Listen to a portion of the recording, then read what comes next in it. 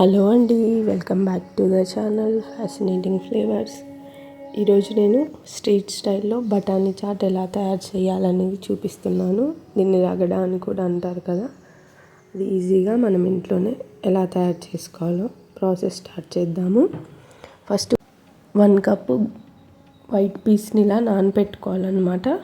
రాత్రంతా నానపెట్టుకొని వాటర్ అంతా తీసేసి ఇలా కుక్కర్లో వేసుకోవాలి.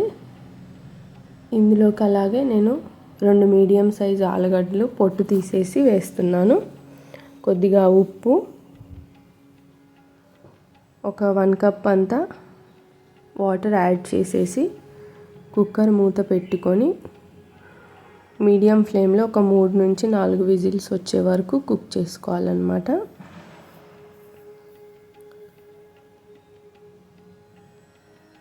నేను ఇలా కుక్ చేసి పెట్టుకున్నాను. ఉడికాయో లేదో చూద్దాము. ఇలా ఉడికిపోవాలన్నమాట మంచిగా, మరీ మెత్తగా అవ్వకూడదు. ఇప్పుడు దీన్ని మనం తాలింపు వేసుకుందాము. స్టవ్ ఆన్ చేసి ఒక బాండీ పెట్టుకొని అది వేడైన తర్వాత 3 టేబుల్ స్పూన్స్ నూనె, అలాగే 2 పచ్చిమిర్చిని సన్నగా చాప్ చేసుకొని వేయించుకోవాలి. అది కొద్దిగా వేగిన తర్వాత అల్లం వెల్లుల్లి ముద్ద, అది కూడా కొంచెం వేయించుకొని ఇప్పుడు నేను ఇందులోకి మసాలాలు వేస్తున్నాను. పసుపు, కారము, dry mango powder, chaat masala, జీలకర్ర పొడి, ధనియాల పొడి. ఈ మసాలాలన్నిటిని కొంచెం వేయించుకోవాలి. ఒకవేళ కాలనివ్వద్దు వీటిని. ఒకవేళ కాలిపోతే కొంచెం కొంచెం వాటర్ చిలకరించుకుంటూ వేయించుకోవచ్చు. అలాగే ముందుగా బాయిల్ చేసుకున్న ఆలూని ఇలా మ్యాష్ చేసి కూడా అందులో వేసేసేయాలి. అది కొద్దిగా వేగిన తర్వాత మనం ముందుగా ఉడకపెట్టుకున్న బఠానీలు ఉన్నాయి కదా, అది కూడా వేసేసి ఒకసారి మిక్స్ చేసుకొని మీకు ఇది గ్రేవీ ఎంత కావాలనే దాన్ని బట్టి వాటర్ యాడ్ చేసుకోవాలి. నేను ఒక 1 కప్ అంతా వాటర్ యాడ్ చేసుకున్నాను. అండ్ సాల్ట్ వేసుకోవాలి. ముందు మనం బాయిల్ చేసేటప్పుడు వేసుకున్నాం కాబట్టి చూసి యాడ్ చేసుకోవాలి.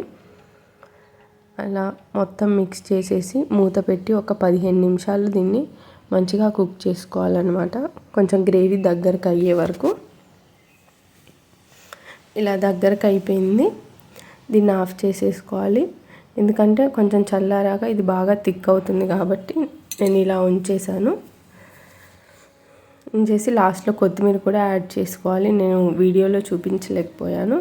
దీన్ని ఎలా సర్వ్ చేసుకోవాలనేది చూపిస్తున్నాను. ఒక ప్లేట్ కానీ బౌల్ తీసుకొని అందులో మనం ప్రిపేర్ చేసుకున్న రగడ వేసేసుకోవాలి. అలాగే ఆనియన్స్ సన్నగా చాప్ చేసుకున్నవి, టొమాటో, ఇందులో నేను గ్రీన్ చట్నీ యూస్ చేస్తున్నాను.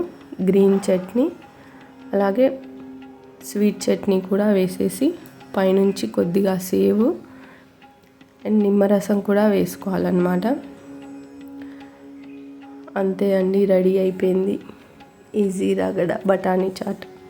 మీరు కావాలంటే ప్లెయిన్గా కూడా సర్వ్ చేసుకోవచ్చు. Thanks for watching.